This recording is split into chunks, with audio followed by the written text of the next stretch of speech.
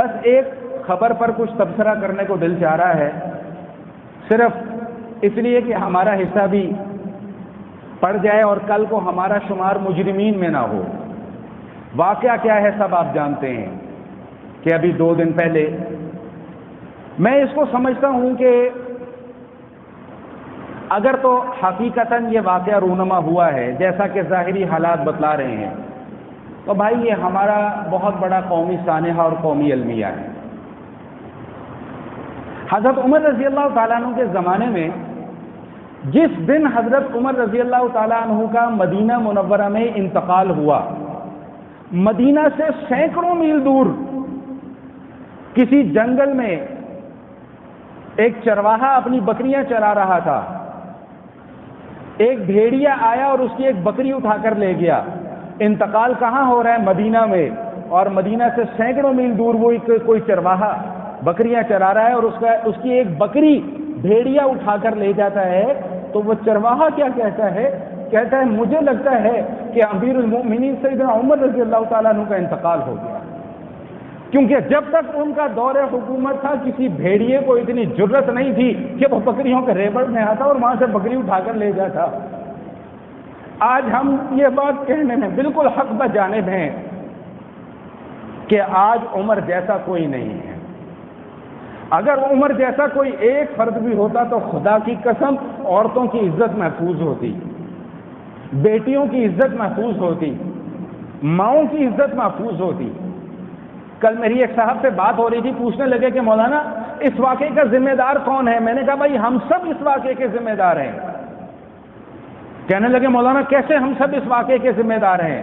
میں نے کہا ہم سب اس لیے اس واقعے کے ذمہ دار ہیں کہ والدین ہیں وہ اپنی ذمہ داری پوری نہیں کر رہے اولاد کی تربیت کر کے، اساتذہ ہیں وہ اپنی ذمہ داریاں نہیں نبھا رہے اپنے شاگردوں کی تربیت کر کے، ہمارا تعلیمی نظام، ہمارا معاشرتی نظام اس حد تک اخلاقی گراوٹ کو ہم پہنچ چکے ہوئے ہیں کہ جو جتنا، معذرت کے ساتھ میں لفظ استعمال نہیں کرنا چاہ رہا، کہ جو جتنا بڑا 4 حرفی ہوگا وہ اتنا بڑا سٹار ہوگا۔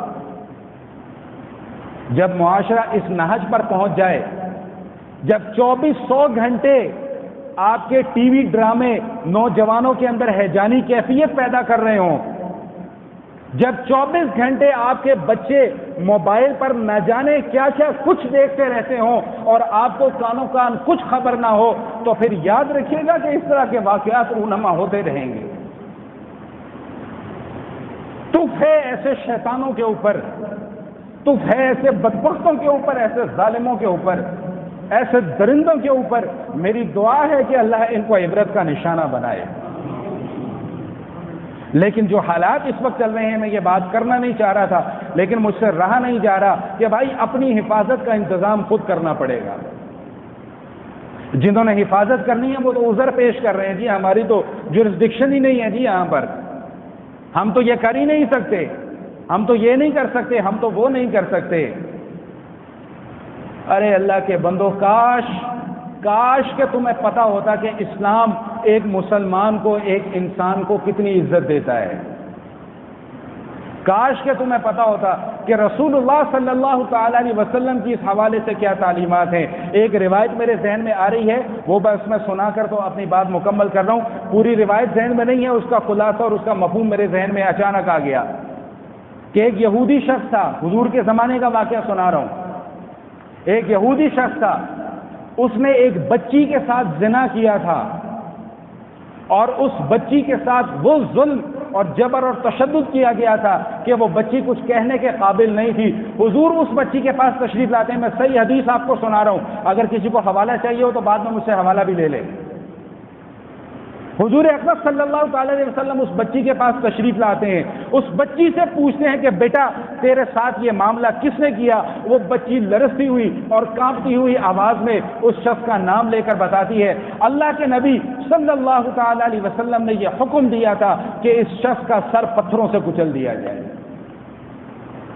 کاش کہ آج کوئی ایسا پیدا ہو جائے جو ان درندوں کے سر پتھروں سے کچل دے۔ ہم تو بھائی شروع سے ایک ہی رونا رو رہے ہیں کہ اسلام یہ کہتا ہے کہ زانی کو سر عام سنسار کر دیا جائے، زانی کو سر عام کوڑے لگا دیے جائیں اگر وہ غیر شادی شدہ ہے، ولا تأخذکم بہما رأفۃ، اور کسی قسم کی اس سے کوئی نرمی نہ برتی جائے۔ اسلام تو کہتا ہی یہ حکم اس لیے ہے، دیتا ہی یہ حکم اس لیے ہے کہ بھائی دو چار لوگوں کے ہاتھ سر عام کاٹو، دو چار لوگوں کو سر عام کوڑے لگاؤ، اس کے بعد کسی شریف انسان کو ایسی حرکت کرنے کی جرت نہیں ہوگی۔ اللہ تعالیٰ اس پوری کی پوری قوم کے حال پر رحم فرمائے۔ اللہ تعالیٰ ہماری بیٹیوں کی، ہماری ماؤں کی، ہماری بہنوں کی عزت اور ان کے تقدس کی حفاظت فرمائے۔ وآخر دعوانا ان الحمد للہ رب العالمین۔